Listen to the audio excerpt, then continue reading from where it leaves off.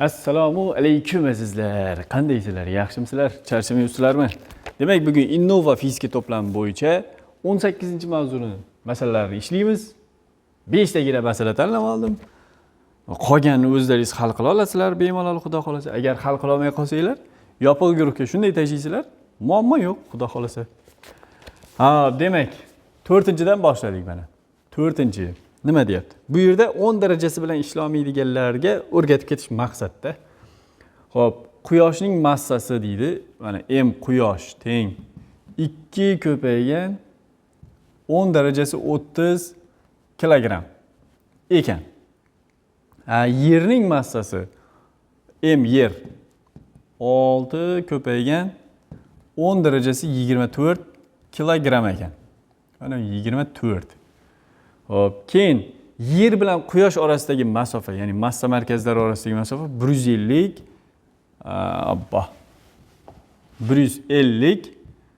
million kilometr. Million degani 10 darajasi 6, kilometrni metrga aylantirsam bu 10 + 3 bo'ladi, metr bo'ladi mana. Tushundingmi? 150 million kilometr metrga o'tkazdim. Endi bular orasidagi o'zaro tortish kuchi qanday bo'ladi deyapti. Ya'ni quyosh bilan yer bir-birini qanday kuch bilan tortadi. O'shani hisoblash kerak. Bu yaxshigina katta kuch chiqar ekan. Demak, F teng gamma. Gamma, ya'ni mana bu J m1 m2 taqsim r kvadrat bo'ladi, J mana suratga ko'payadi-da. Xo'p, nima bo'ldi? J 6,67 ko'paygan 10 darajasi -11. Bu yerda yozgan mana 20 bo'lingan 3 deb. O'sha 23 ga bo'lsak taxminan 667 keladi. Ko'paygan m1 2 ko'paygan 10 darajasi 30. Men shuni m quyosh m yer deb yozishim kerak edi. M1 m2 desam, chunki menda m1 bilan m2 yo'q. M quyosh bilan m yer bor. Shuning uchun m quyosh m yer deb yozamiz-da. Formulaga bu yoqda nima yozgan bo'lsak, o'shani ko'rsatishimiz kerak.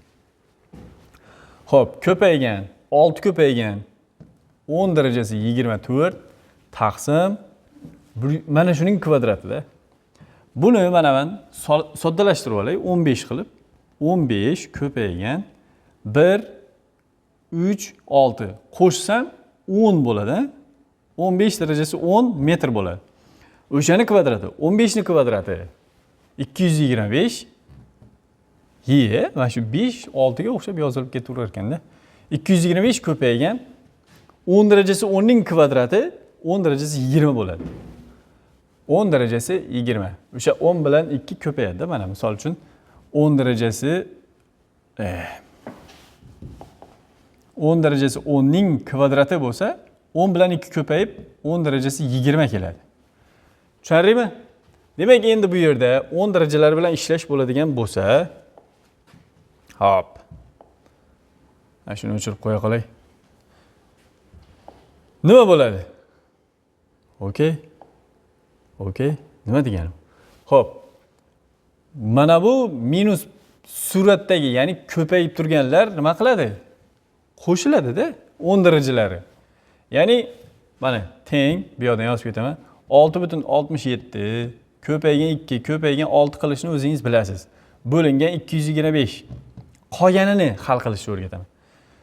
Ana shu yerda ko'paygan 10 darajasi bitta 10 ni yozsak bo'ldi. Hamma 10 to'rttasi-yu. Ko'payib turganlarning darajalarini qo'shamiz. -11 ga qo'shaman 30 ni, qo'shaman 24 ni. Ana undan keyin 20 ni ayirib tashlayman bu yerda. Ya'ni bo'linib turganlarni ayirib tashlaymiz. Mana bu ko'payib turganlarni qo'shamiz mana. Darajalarni inobatga olamiz. Ishoralarni inobatga olamiz. Olgan holatda. Ana plusida plus, plusida plus, minusida minus yozildi. Endi hisoblaymiz. Hisoblaydigan bo'lsak, ana 6,67 mana bu yerni ko'paytirib bo'lib olasiz o'zingiz. Qolgani hisob-kitob qilinadi. Ya'ni minus xullas buni o'zingiz hisob-kitob qilib oling. 54 dan 20 ni ayirsam 34 dan ham 11 ni ayirsam 23 bo'ladi. 10 darajasi 23. Mana buni hisoblaysiz.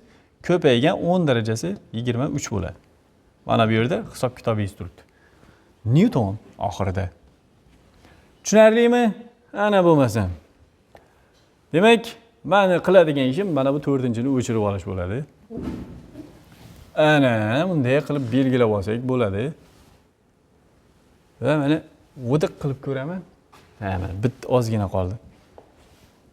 Hop, chunki mana bu masalalar yo'qolib ketadi-da, keyingi varaqqa o'tsam. Bo'yaginday. 8 ga o'tdik mana.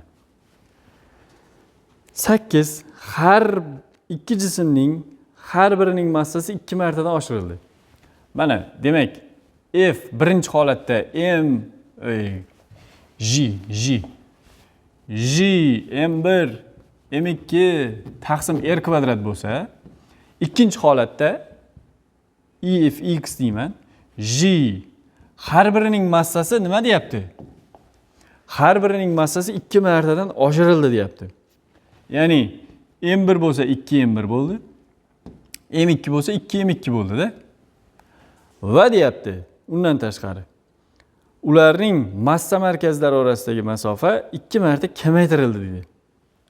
2 marta kamaytirildi. Mana R 2 marta kamaygan bo'lsa, R kvadrat taqsim 4 yozishim kerak, to'g'rimi? Taqsim 2 yozsam, kvadrati bor. O'sha taqsim 4 tepaga ketdi. Demak, bu nima bo'ladi? Bu G M1 M2 taqsim R kvadrat ko'paygan 8 bo'ladi. Mana bu narsa nimani beradi? Dastlabki o'zaro ta'sirlashayotgan kuchni beradi. Ya'ni 8 ko'paygan F bo'ladi-da. Ya'ni keyingi holatdagi o'zaro ta'sir kuchi dastlabkisidan 8 marta katta degani bu. Tushunarlimi? 10-chi. Ikki jism orasidagi gravitatsiya kuchi. Bu gravitatsiya kuchi o'sha o'zaro ta'sir kuchi degani shu. Xo'pmi? Demak, gravitatsiya kuchi 64 marta kamaygan deyapti. Ya'ni keyingi holatdagi o'zaro ta'sir gravitatsiya kuchi, o'zaro ta'sir kuchi desak ham bo'ladi. Birinchi holatdagidan 64 marta kamagan. Bo'ldi. Shundan foydalanib, ular orasidagi masofa qanday o'zgarganini toping. Ishlab qanday topamiz? Yoddan topadiganlar bormi mana? F teng gamma M1 M2 taqsim R kvadrat bo'lsa, yoddan topish usulini ham ko'rsatib ketaman. O'zaro ta'sir kuchi 64 marta kamayishi uchun. Ya'ni R, ya'ni mahraja turgan narsa ortsa, natija kamayadi, to'g'rimi? Mana bu kamaydi, ortsa, bu kamayadi. Demak, bu necha marta ortishi kerak 64 marta kamayishi uchun? 8 marta ortsa kifoya. Ya'ni 8 marta ortsa kvadraticha, ya'ni 64 marta ortib ketadi mahraj va natijada F 64 marta kamayadi. Endi mayli o'z yo'liga yechib qanday topamiz deydiganlar ham rosa ko'p. Yechishni o'rgating, iltimos. Men o'shalarga qoyil qolaman, zo'r. Talab qiladi. 64 F2 teng F1. Ya'ni 64 ni bu yoqqa ko'paytirib o'tkazib oldim. Yechib topishni usul. 64 ko'paygan F2 gamma deb yozish menga qulay. M1 M2 taqsim R 1 kvadrat, ya'ni dastlabki holatdagi masofaning kvadrati. Keyin bu yoqda mana 64 ko'paygan F2. Mana buni mana bunday qilishim kerak ekan. Bu R1 emas bu. Chunki F2 ni yozyapman bu yerda. F2 ni yozyapmanmi? R2 ning kvadrati bo'ladi. F1 bo'lsa gamma M1 M2 taqsim R1 ning kvadrati. Mana gamma M1 M2 lar ketdi mana. To'g'rimi? R1 kvadrat bu yoqqa ko'payadi, R2 kvadrat bu yoqqa ko'payadi. Bu yerda 1 bor, bu yoqda 64 bor. Demak, 64 R1 kvadrat teng bo'ladi R2 kvadratga. R2 kvadrat. Endi ikki tarafdan ildiz olib olsam, 8 R1 teng R2 bo'ladi. Mana javob. Ya'ni keyingi holatdagi o'zaro boyagi orasidagi masofa, massa markazlari orasidagi masofa. Dastlabki o'sha massa markazlari orasidagi masofadan 8 marta ko'p. Keyingisi oldingisidan 8 marta ko'p. Ya'ni 8 marta nima qilish kerak? Oshirish kerak. Baribir shu narsa. Tushunadingmi? 17 18 qoldi, yodda qoladi. 17. 17 ga o'tdik. Nima deyapti 17? Xo'p. 3 ta jism bor ekan. 3 ta jism. Birinchisi mana bu yerda turibdi, 4 m massali ekan. Keyin har bir kataklarni erga teng deb oling debdi. Mana bu birinchidan ikkinchi jismgacha massa markazlari orasidagi masofa yaxshilab qarasangiz necha katak bo'lib turibdi? 4 ta katak bo'lib turibdi. Demak 4 yer deb olaman. Chunki har bir katak Erga teng deb oldik. Buni massasi 7m ekan. 7m. Va undan keyin yana bu yoqda boshqa jism turibdi mana bu yerda. Bu masofani qaraydigan bo'lsam, mana bu yerdagi jism 6m massali. To'g'rimi? Ya 9m ekan. 9m massali. 9 metr deb o'qimang, 9m bu. Bu 1, 2, 3, 4, 5, 6 katta ekan. Demak, bu yer 6r ekan. Bu yog'i 4r. Endi aytyapti, o'rtadagi jismga ta'sir qiluvchi natijaviy gravitatsion kuch qanday deyapti. Endi men sizga bitta narsani tushuntirib o'raman undan oldin. Mana misol uchun 3 probel tashamasdan, ya'ni 3m desa, probel tashab m desa, bu 3 metr deb o'qiyverasiz. Tushunarlimi? Birlik mana bu son qiymatdan ochiq masofa bilan ajratilgan bo'ladi. Buni bosaman. Endi mana bu ajratilmay yozildimi? Bu 3m deb o'qiladi. Ya'ni u ko'payib turibdi degan. Tushunarli?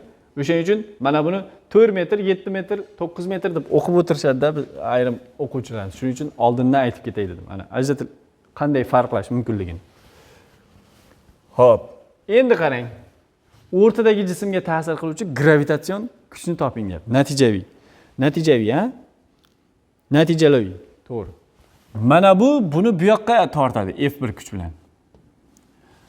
Bu 9m esa buni bu yoqqa tortadi F2 kuch bilan. Hop, ikkala kuchlarning ayirmasi natijaviyni beradi. Demak, F natijaviyni topish uchun endi men hozir qaysi kattaligini bilmayman. Chunki F1 minus F2 deymanda shuni modul olib qo'yaman. Tushunarlimi? Natijaviysini topishim kerak. Mayli, shu modulni olmay qo'yaman. Yo'nalishini topib olaman bahonada. Manfiy chiqsa F1 kam bo'ladi F2 dan. Musbat chiqsa demak F1 F2 dan ko'p bo'ladi va natijaviy kuch bu yoqqa bo'ladi. Xo'p, demak F1 nimaga teng? Yozaman o'z navbatida. F1 gamma M1 degan 4m ko'paygan 7m taqsim oradagi masofa 4r ning kvadrati. 4r ning kvadrati. Ana 4 bilan 4 qisqarib ketsa gamma m kvadrat taqsim 7m kvadrat ekan. 7 ni bu yoqqa yozib qo'yaman. Taqsim r kvadrat bo'ladi. To'g'ri? F2 ni yozaman endi. F2 teng gamma. Endi bu bilan buni ta'sirlashayotgan kuchida F2. 7m ko'paygan 9m taqsim nima bo'ldi? 6r ning kvadratida. Mana 4r ning kvadratini xato yozib ketdim. Ana shu yerda o'chiradigan narsa bor. Yaxshi o'chirmadim. Невозможно deydi. Mayli. Hop. 4r ning kvadrati 16r kvadrat bo'ladi mana yerda. 16 bilan 4 qisqarib ketsa mahrajda 4 bor hali degan. To'g'rimi? Ana shunaqa ishlar. Endi qarang. F2 nima bo'lyapti? 7m mana buni kvadrati 36 r kvadrat. Shu katta r bilan yozib ketibman. Aybga buyurmaysizlar, maylimi? 36 ni 9 ga bo'lsam 4 mana yana. Ya'ni gamma m kvadrat, mana m ni m ga ko'paytirsam m kvadrat ko'paygan 7 taqsim yana 4r kvadrat. Ko'rinib turibdiki, ikkala kuch bir-biriga nima? Teng bo'lib qoldi. Katta ham kichik ham emas ekan. Biz bo'yi katta kichik modul qilib o'tiruvdik. Demak, javob nima ekan? 0 ekan. Bunga hech qanday o'zaro, ya'ni bu yoqqa ham ketib qolmas ekan. Joyida turaveradi. Xo'p. Keyingisi 18 oxirgi masala. Endi buni diqqat bilan tinglang. Bu sal ozgina vaqtni oladigan masala. 18-chi.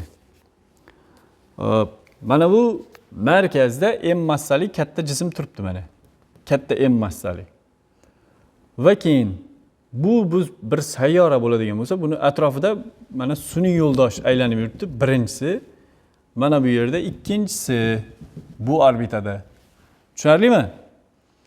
Mana bu yerda m massalisi yuribdi. Mana bu yerda m0 massali yuribdi. Va bu massa markazlari orasidagi masofa 3r deb qo'yibdi. Bu bilan massa markazlari orasidagi masofa mana shu katta m'ni bu yoqqa belgilab qo'yaman, maylimi? bu masofani 5r deb qo'yibdi. Va endi mana bu yerda burchak ham bor, alfa. Va qiymat bergan bu yoqda. Kosinus alfa teng 3 taqsim 5 degan. Xo'p. Endi aytayaptiki, sun'iy yo'ldoshlarning o'zaro ta'sir kuchini toping deyapti. Ya'ni sun'iy yo'ldoshlarni. Bu sayyora bo'ladigan bo'lsa, ikkita sun'iy yo'ldosh yuribdi, m va m0 massali. Ana shu sun'iy yo'ldoshlar bir-biri bilan qanday kuch bilan ta'sirlashishini topishim kerak. Uni topish uchun nima qilaman? F teng gamma m ko'paygan m0 taqsim orasidagi masofaning kvadrati qilishim kerak. Orasidagi masofa mana shumi? Ana shu bo'ladigan bo'lsa, mana uchburchakning ikkita tomoni va orasidagi burchak berilgan bo'lsa, kosinuslar teoremasiga tushadi degandim, to'g'rimi? Xuddi shu ishni qilamiz. Mana shu masofani x deb turaman. Shu x kvadrat teng kosinuslar teoremasini darrov oching. Men bilan birga ishlang, bilmasangiz. Demak, 5r ning kvadrati 25r kvadrat. 3r ning kvadrati 9r kvadrat minus 2 ko'paygan r1 r2 mana bu masofalarning tomonlarini yozishim kerak. Ya'ni 5r ko'paygan 3r ko'paygan kosinus alfa bor edi. Kosinus alfa 3 taqsim 5 ga teng deb berib qo'ydi. Baraka topsin. 3 taqsim 5 mana. Endi mana bu 5 bilan 5 ketdi. Yaxshi bo'ldi. Teng. Mana shu yoqqa davom qildiravering. 25r kvadratga r kvadrat 9r kvadratni qo'shsam 34r kvadrat, ha? 34r kvadrat minus 2 kere 9 18 mi? 18 r kvadrat yani. Yani 3 kere 3 9, 9 kere 2 18 r kvadrat. Hop. Ayirsam necha chiqadi? 16 mi? 16 mi? 16. Qoyil. 16 r kvadrat chiqdi. Ana shu masofaning kvadrati 16 r kvadratga teng ekan. Nima qilaman men o'zimni o'rtab? Mana bu yerga masofaning kvadratini qo'yishim kerak-ku. Ildiz olib nima qilaman? 4 r ga teng ekan deb nima qilaman? Hech qanday ish qilishim shart emas. Demak, nimaga unaqa bo'lib qoldi o'zi? To'g'ri. Xo'p. Demak, mana bu yerda gamma m0 taqsim 16 r kvadrat ekan. Tamam. Yani x kvadrat topdik, 16 r kvadratga teng chiqdi. O'ylaganimizdan tezroq tugadi. Ajoyib ekan. Bo'ldi. Tamam, ajoyib. Demak, nechinchi mavzu? 18-mavzuni yechimlari o'z nihoyasiga yetdi. Yana qandaydir savollaringiz bo'lsa, bemalol yopiq guruhimizga yozasizlar, javob beraveramiz. Salomat bo'ling.